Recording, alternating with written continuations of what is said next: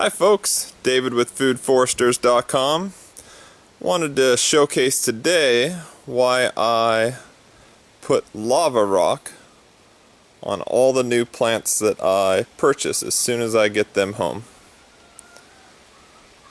These are two cacao trees and they're about the same age and all things are pretty much equal with them.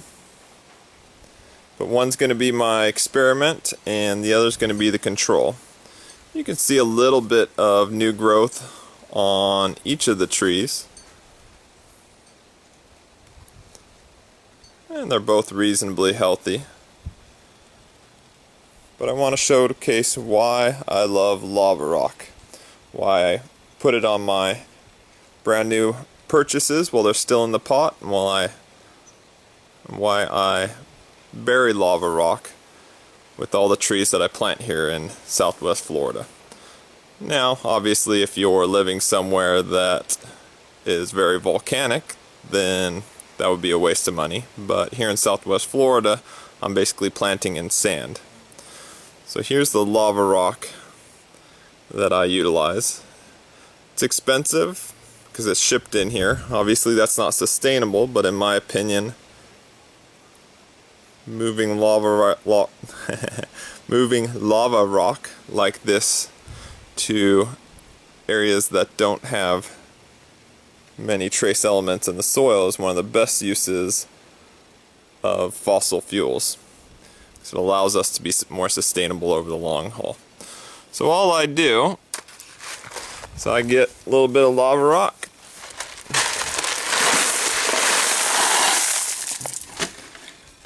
and I add it to my pots.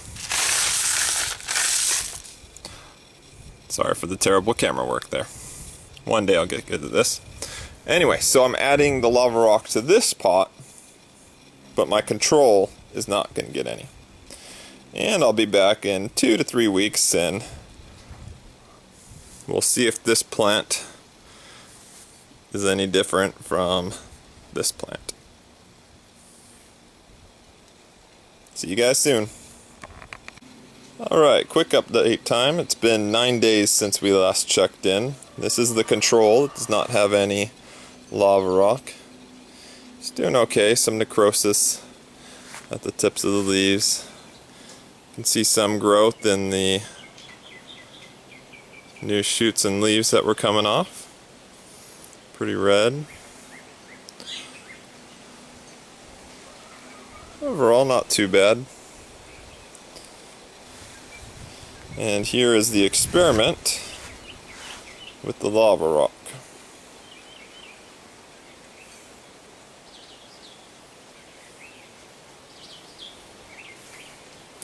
So these are the new leaves. Substantial growth. Already have a lot of green, a lot of chlorophyll coming into them. So, control, experiment. This is just in 9 days.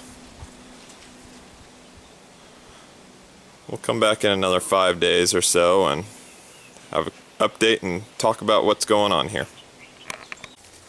Alright, it's been another 5 days or so. Here's the experiment. You'll notice that there's no new growth coming in here at the top. Let's see if I can get a good shot. There we go.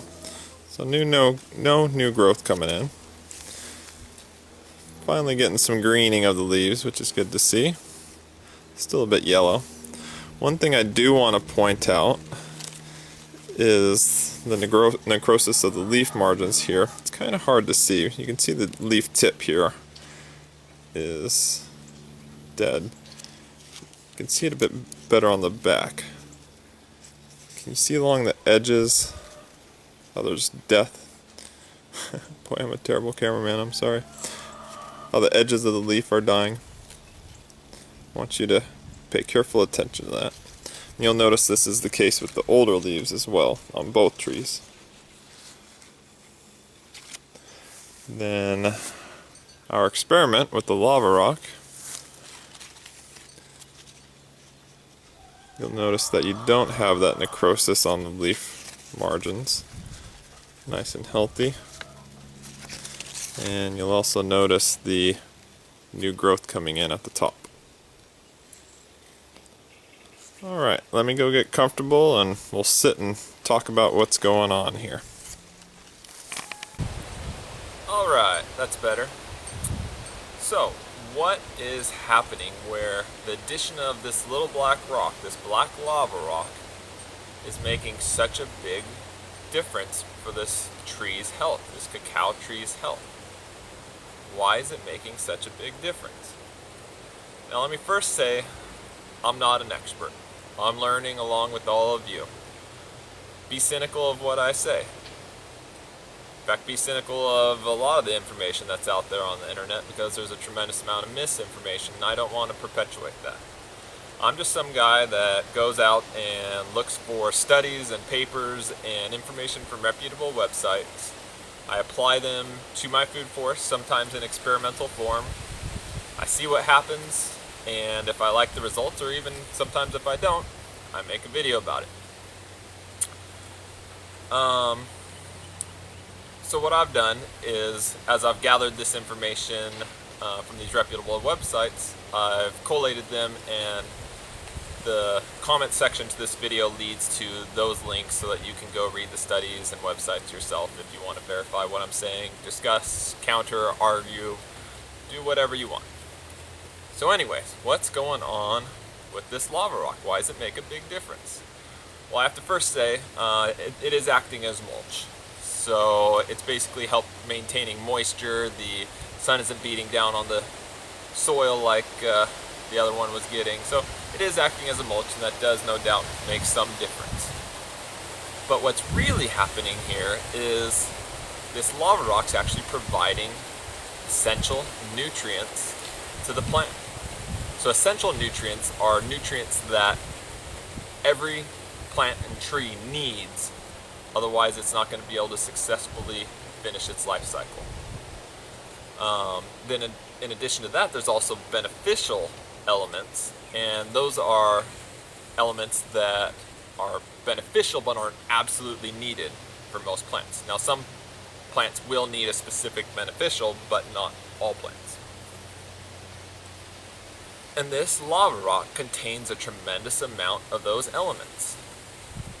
Now, the leaf, if you'll remember, it had necrosis at the tip, basically the tissue was dying, and on the leaf margins. Now, some people might say that this was nitrogen deficiency, and this can be a symptom of nitrogen deficiency. But the thing is, it's often not, because we all love our NPK. We go to wherever and we buy the big bag of NPK fertilizer, right? The nitrogen, the phosphorus, the potassium. So we're getting our nitrogen. In fact, when I bought that from the nursery, there was the little synthetic nitrogen pellets, so fertilizer pellets, so it's getting plenty of nitrogen, yet it shows symptoms of nitrogen deficiency. So what's going on? Well, it's kind of like vitamin D. Everyone's hearing about vitamin D for people these days, how you need to get it from the sun or from supplemental form, right? And they're right. It's absolutely important.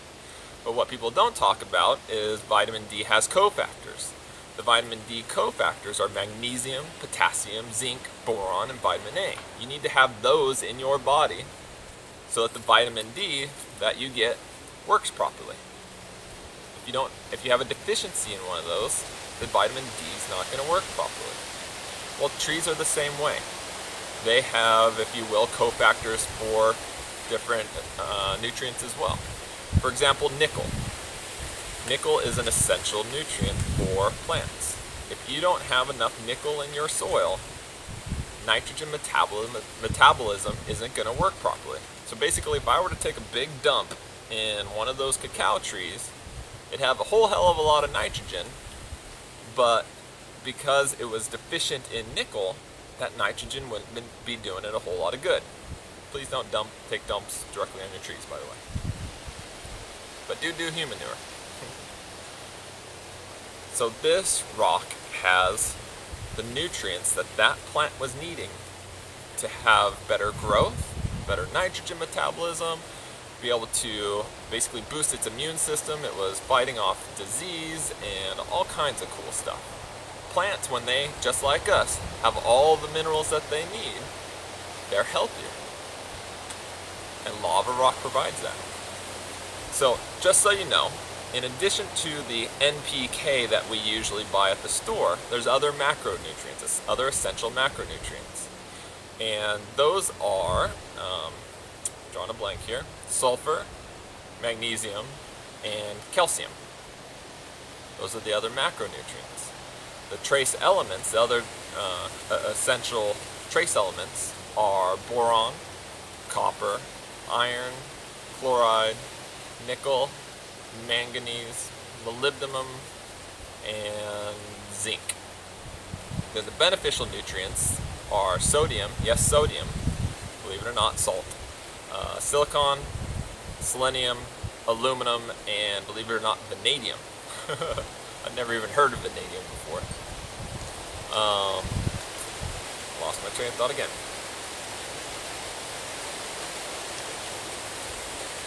We'll be back as soon as I figure out what the hell I'm talking about. Sorry, got spacey there for a minute. So, I am extremely militant about making sure I get all of the nutrients that I need in the soil. Because you really cannot be sustainable if you don't have those nutrients in the soil. If it's not in the plants, it's not going to get in you. So how can you be sustainable on your property if the necessary elements aren't in your soil for the plants to take up and be healthy to pass on to you? You can't. You can't be sustainable. So I'm extremely militant about getting all the elements in my soil. Anytime I plant a tree, or even a smaller plant, I mix some lava rock into the soil.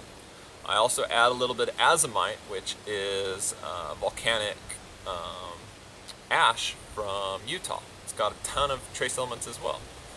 Then every 6 months or so, I go and I go to the ocean with 5-gallon buckets, bring a ton of water, dilute that down 1 to 20, and then I spread that along the drip line of my plants because the ocean has pretty much every element there is in trace amounts.